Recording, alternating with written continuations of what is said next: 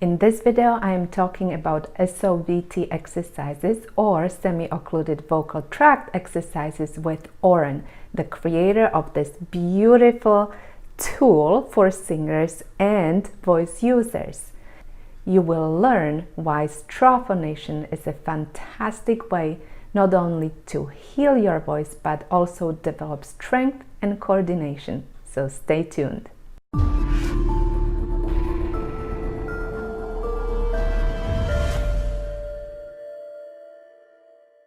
Hi, I'm Katarina, speech-language pathologist, and here on this channel I share practical tips about using your voice in a healthy way. So if this is a topic that interests you, consider subscribing to this channel and hitting that bell notification icon so that you don't miss any of my future videos. If you've seen my videos before, you know that I am a big fan of straw phonation. This type of exercise is a so-called semi-occluded vocal tract exercise, which means that there is a narrowing in the vocal tract, which helps the vocal folds to vibrate more efficiently. So I was very excited when I met Oren, the creator of this beautiful tool called the OB1 SOVT straw. When I spoke to Oren, it was immediately clear that he's not only amazingly knowledgeable, but he's also very passionate about the voice science behind this tool. I will also post a link to Oren's website below this video if you are interested in learning more about his work and his straw. So I hopped on Zoom and I asked him a few questions about the straw, about the science behind it, and some exercises. Let's watch it together. So why don't you introduce yourself? Tell us who you are and what you do. Yeah, I always love this question because it's never what people think. So obviously, you know that I'm a singing teacher, voice researcher, and so I work a lot in studying specifically SOVT, semi-occluded vocal tract exercising with straws. But that's not at all how I started. Like, I started in psychology. So my undergrad was in psychology, and I was specifically looking at improving people's musical ability through new brain stimulation techniques. So that's kind of like my entry point into the arts in a way. And then I decided, you know what, I don't want to do psychology. It's rubbish in comparison to something like singing and voice research, which I kind of fell in love with. So yes, I kind of transitioned into the vocology domain, as it were. I love being in this community, and I love both teaching students, specifically musical theatre, with an interest obviously in SOVT, but then as well educating other trainers and teachers and professionals on all of this cool stuff that I'm working on and researching. So why straws? Like, you started somewhere completely different and now you are drawn to straws and tube phonation. And when we met for the first time, I was really surprised how much research is behind your work. It's not just another straw. It's really backed by research. So why straws? So again, this is every anecdote that I give you is like preceded by a funny story. Basically, I was training myself, and the coach that I was working with at the time just told me one day to take one of the straws and to start working with it. And I kind of looked at him and I was like, why? This is just ludicrous. Why on earth are we doing this? And he kind of gave me sort of a brief explanation as to what it did for the voice. And then we did some exercises and we worked on it and we practiced it. And it was one of those things that I was an immediate skeptic. And then the second I did it, I was an immediate convert. And from then, I guess it just had me hooked. And I was like, okay, I need to understand what's going on with with how these straws affect the voice and the mechanics behind it. Do you remember what it did for you? Why you were hooked immediately? I think it was, I was working on a song at the time, and I'm trying to remember. I think it was Prayer from Scarlet Pimpernel, and there's some pretty high notes in it, and we were working on it at the time, and I just couldn't get those top notes, and it was not happening. And the coach that I was working with, we did some straw interventions, we did some straw work, and I think that was the first time I was able to reach the pitches that I had, and I was like blown away straight away. It was like, wow, this did not have the effect I expected, but it far exceeded all of my expectations. And so, yeah, I think that was like the little convert moment. I was like, right, I could not get those notes singing normally, but when I used this, what I at the time thought was this wacky little intervention, it just worked. And yeah, I think that was my little hook point. I know that you know way more about straws than me. And in my previous videos, I talk about benefits of straws. So can you tell us what are the benefits of straw phonation for our voices? Yeah, so there's actually a few different benefits, kind of depending on the task that you're doing with the straws, but as well the type of tube and size and length of tube that you're using, and those factors will determine the benefits. So principally, there are kind of the inherent benefits that are a function of the device that you're using, and then you kind of have secondary benefits after that. So the principal kind of benefits are it lowers what we call phonation threshold pressure, or PTP, which for people that don't quite know what that is, it is essentially the minimum amount of subglottal, so lung pressure essentially, needed to set the vocal folds into oscillation. And so by lowering that with straw phonation work, we in essence make that task easier, and we make the ability to set the vocal folds into vibration far more accessible. So that's one of the principal benefits. There's also... So there's less effort needed to produce sounds. Yes, okay. Basically, yeah. And kind of everything almost springboards off of that in a way. And so we balance out the pressure systems. So we balance out the pressure systems both above and below and within the vocal folds and the glottis, and we create an environment that encourages more efficient airflow throughout the entire system in a couple of ways. The first is that we shape and align the vocal folds in a more aerodynamic posture. We call it posturing them, and so we shape them more aerodynamically.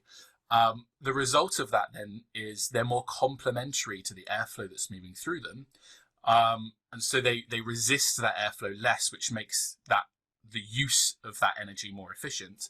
And we also within that shaping mechanism, we actually just align the tissues and the structure of the vocal folds more optimally for that vibration process to happen. So we get better closure as well. All of these factors promote the secondary benefits, which obviously allow people to sing with ease because we make the process easier. Depending on what kind of tasks you're doing, you can strengthen the voice. So you strengthen the intricate muscles of the voice in a more athletic way. Conversely to that as well, depending on what tasks you do, you can actually use these interventions as a therapeutic method to relax the voice and to recover from tired and fatigued voices, and kind of the stress within the vocal fold mechanisms associated with perhaps performing for long periods of time. Obviously, as the vocal folds come together, they have what's called collision forces. And so the way I like to kind of describe that is it's basically like clapping, right? The more surface area contact we have, the greater the amount of impact area that we have within the vocal folds. Depending on the pitch that we're singing, those impacts will be more frequent or less frequent. And so what happens with SOVT is we create different pressure systems that provide a little pressure bubble in the middle. And so as the vocal folds are coming together, it's like those amazing soft close kitchen cabinets. And so, you know, those ones that you let go and then they swing close, and then right at the very end, they like slowly come in to close. And so it's like that with the voice. You have this pressure cushion. And so as the vocal folds are coming together, you have that kind of buffer in the middle from those pressure systems that just prevents them slamming together with such force. I like that analogy of the door. Yeah. So let's talk about your fantastic tool that I have here, your straw, and what it can do, because I know there's so much research behind this, except that it's beautiful, like the colors are beautiful, and it's so versatile. I love how you can change the resistance. So can you introduce your straw now? Yeah, of course. Yeah. So the SOVT straw, what you're holding it with you, it's something that I looked at the problem, and there's a couple of problems with just using normal straws. But I looked at that problem and I kind of tried to backtrack and work out a solution that is going to benefit the most amount of people, or the most amount of lives, shall we say. The first problem, obviously, is people use like plastic straws, paper straws, that can damage the environment, and especially our oceans. And I was like, right, if we're trying to use these straws as a regular intervention for vocal training, then we've got to do something else. We've got to have some other way of doing it so that we don't impact the environment. So that's one of the reasons why we kind of struck upon this idea. But then obviously more than that is everybody is individual in their anatomy and their vocal makeup, and using just a fixed size paper straw, a fixed size plastic straw, whatever it is, isn't going to work for everybody. And so I really wanted to create something that offers a dynamic range of resistance settings in various different ways that would complement whoever comes and decides to use it. We have what we call linear scaling resistance.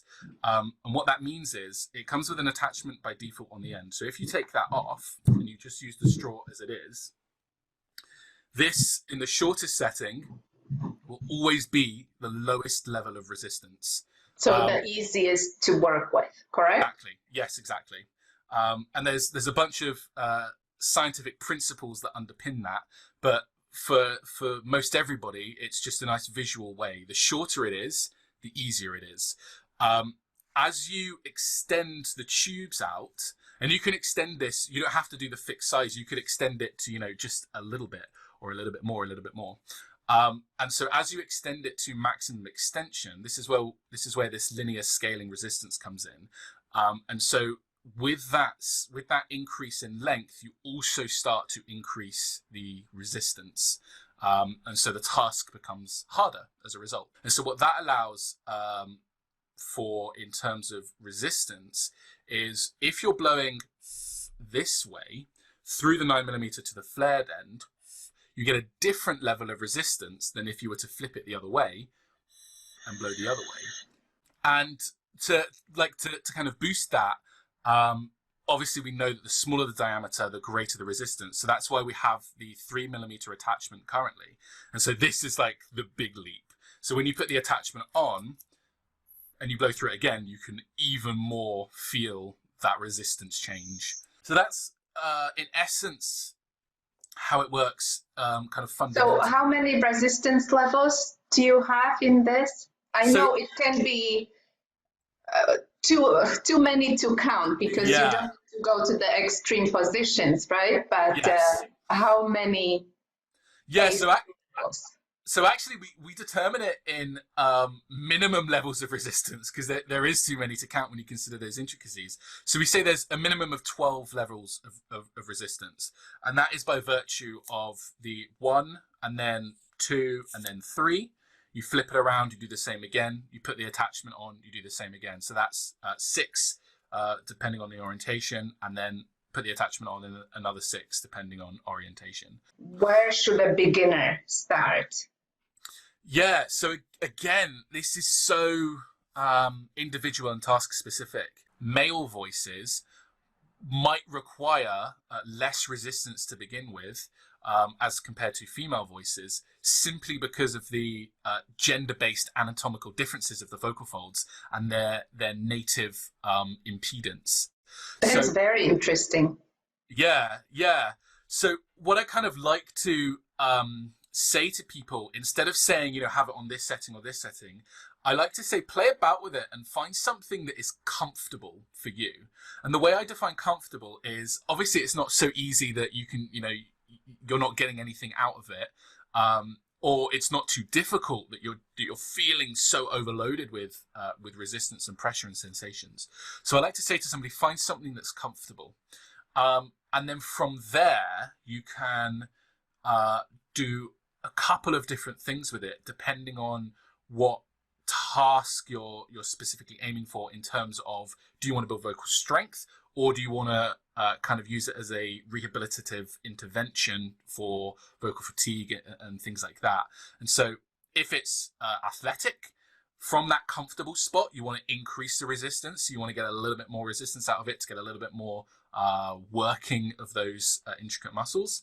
And if you want something that's more therapeutic, then you kind of back off from that and go with something a little bit with less resistance, just to give you a lighter workload of the vocal folds. What I usually do, we start with the lowest resistance and build up to higher resistance. And I work with many people who have vocal injuries, but then we want to strengthen the muscles responsible for bringing the vocal cords together and lengthening and shortening the vocal cords. So in the end, we end up with higher resistance with almost everyone. So, but it's a good idea to start somewhere comfortable and then slowly build up the resistance. So, did you enjoy learning about the voice science behind this straw? I think it's fascinating. I ended up talking to Oren for a very long time, so I'm going to make another video in which Oren will share his favorite straw exercise and more. Check out this tool on his website. I will post the link below this video, and subscribe to this channel so that you don't miss part 2 of this interview. I will see you soon. Bye!